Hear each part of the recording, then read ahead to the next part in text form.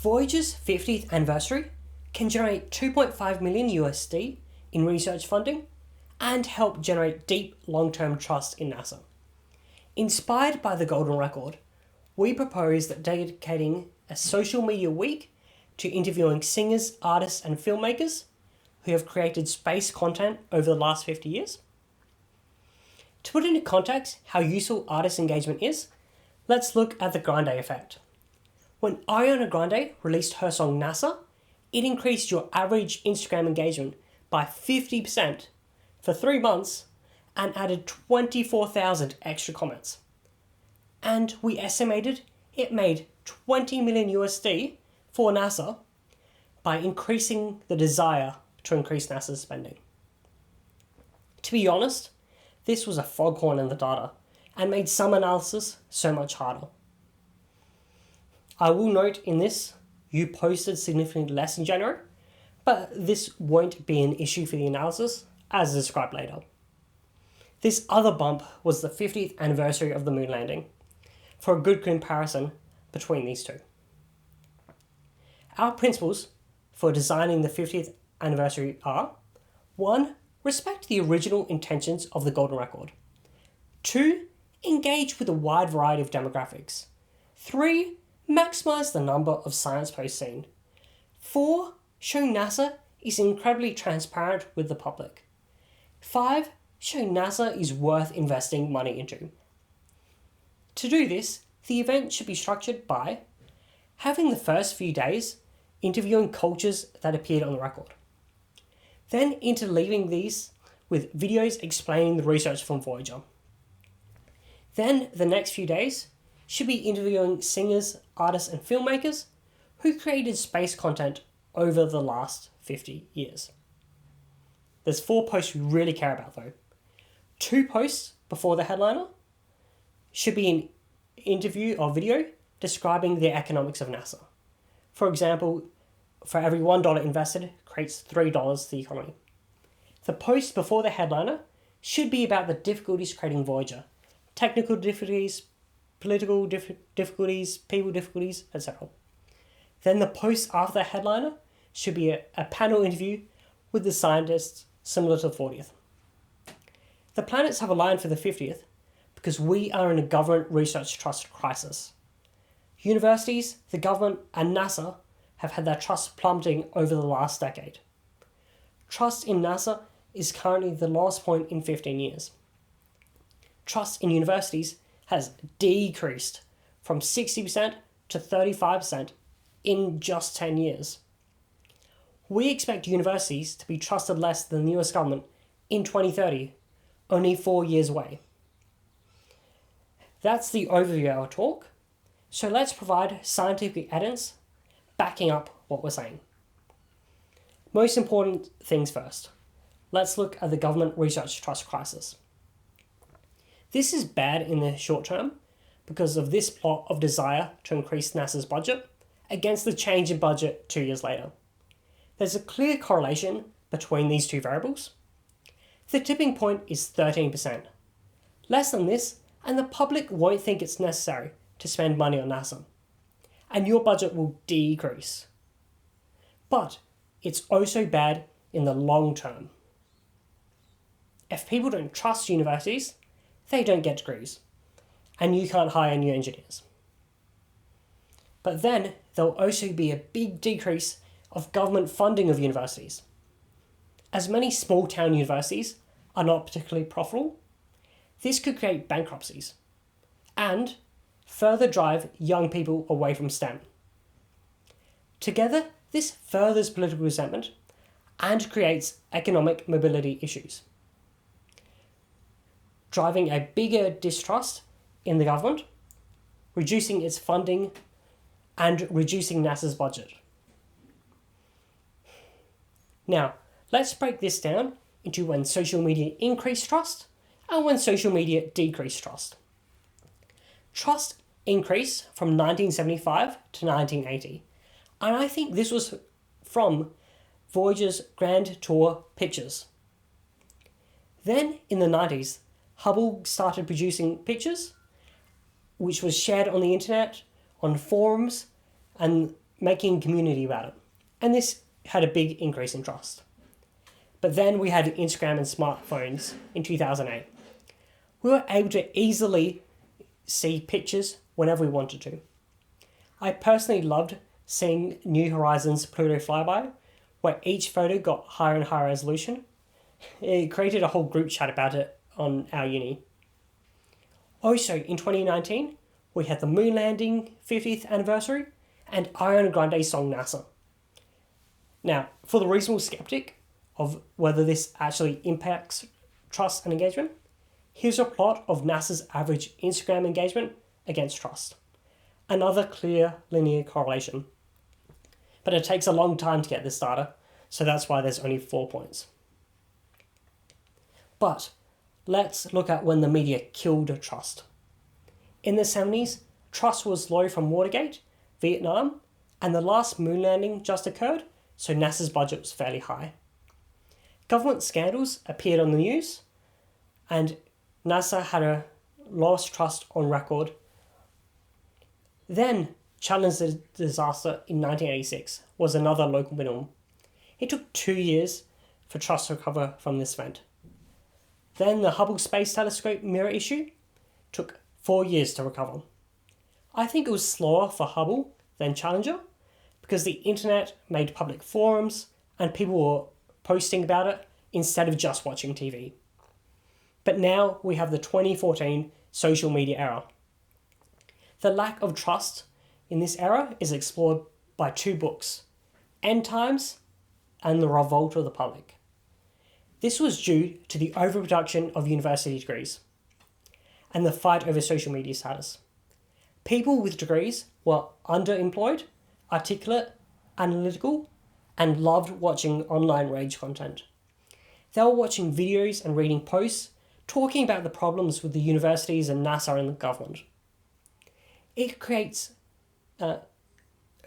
caused people to distrust the peer review process due to the political homogeneity of university researchers, in particular when they were not being transparent about risks and uncertainties when talking about their research claims.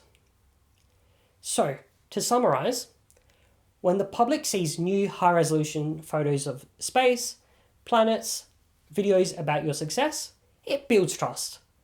And when they see videos about issues, it kills trust. So, there'll be an immense public pressure for NASA to be incredibly transparent about risks going ahead in social media. Unfortunately, the new AI era is going to make trust worse. AI psychosis and automated analysis is going to massively increase the public's output, creating an ocean of NASA outrage content. And in a completely different direction, AI is going to create very personalized social media feeds, where posts are made on the fly for you and only you. Branding will be impossible, and it will be very difficult to reach new audiences. So, if Voyager's 50th is designed to address the trust crisis, it will 1. Respect the original intentions of the Golden Record. 2. Engage with a wide variety of demographics. 3. Maximize the number of science posts seen by the public. 4. Show NASA is incredibly transparent with its research. 5. Show NASA is worth investing money into. 4.1. To respect the original, there should be interviewing cultures that appeared on the vinyl and create videos about Voyager's research. Point 2 is addressed via the Grande effect. But we're just going to investigate, is that generally true? By looking at other artists you've engaged with in the past. If we look at relative Instagram engagement statistics from your NASA page, the moon landing does the best at 1. It seems like people found the moon landing inspiring. Celebrities were next at 0.8. Then podcasts at 0.7. And then the rest. Noting that podcasts were estimated from other pages.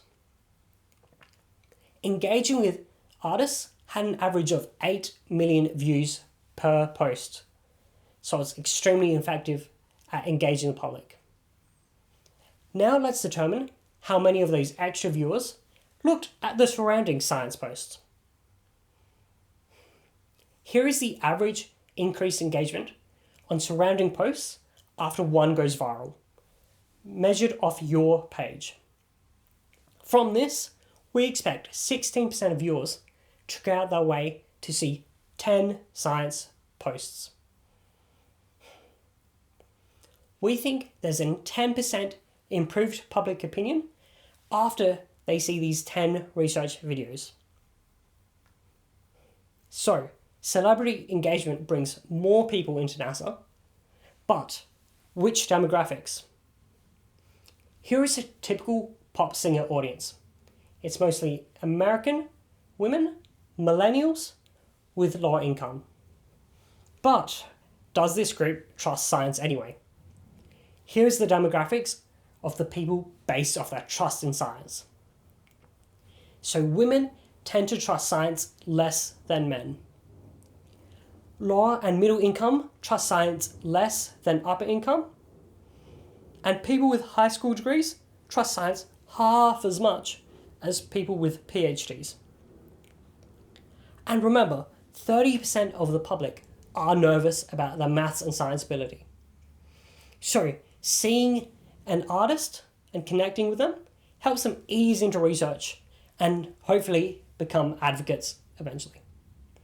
So, pop star audiences are a new demographic which would benefit from exposure to science. So, if we formalize the entire event together, relevant artists bring new people who don't necessarily have the best opinion of science. 16% of that audience end up leaving, trusting NASA 10% more. But, like when you noticed the planet alignment for the Grand Tour and started making the Voyager program, the planets are aligning with the 50th because it's the most publicly accessible time to interview artists in the first place to help address that global crisis in trust. The advertising for the event should be at least 2 months based off this plot of views versus ad campaign length. You have to be careful about the data after 70 days because of how this data was collected. Now, to convince viewers to think that NASA is transparent when it has research difficulties and that it's worth investing money into. If we steal my notes from the theatre industry, by looking at relative Instagram engagement statistics, we see that try, fail, succeed is rated the highest. This is when you try something, fail at it, try it again, and win. How the ISS solved its biggest problem, video, by real engineering, was a great example of technical pressure where they had that try, fail, succeed. And it fits into the transparency angle and the trust crisis that we're talking about before. The public also think that NASA is useful and expensive, so there should be a video describing how NASA creates $3 for every $1 spent. This event should be structured as we said before. Start with interviewing cultures and creating science videos. 2 posts before the headliner should be about the economics. The next post about the difficulties creating Voyager. Then the headliner artist interview, and finishing it off with a panel discussion with the scientists. We calculate the revenue by managing all that data, merging the artist engagement, average Instagram posts, advertising data, demographic data, and that's how we calculate the 2.5 million increase in funding. Now, if this turns from a one-off 50th event to an annual artist interview, it helps bring Voyager into the public frame each year. Additionally, it will create additional new space art, and we expect an annual 10% increase in growth in views. We believe this will reach up to 40 million revenue in 2055, but there are other bottlenecks, which we can talk about later. If you're free again in February, we can go over questions and discuss other ideas.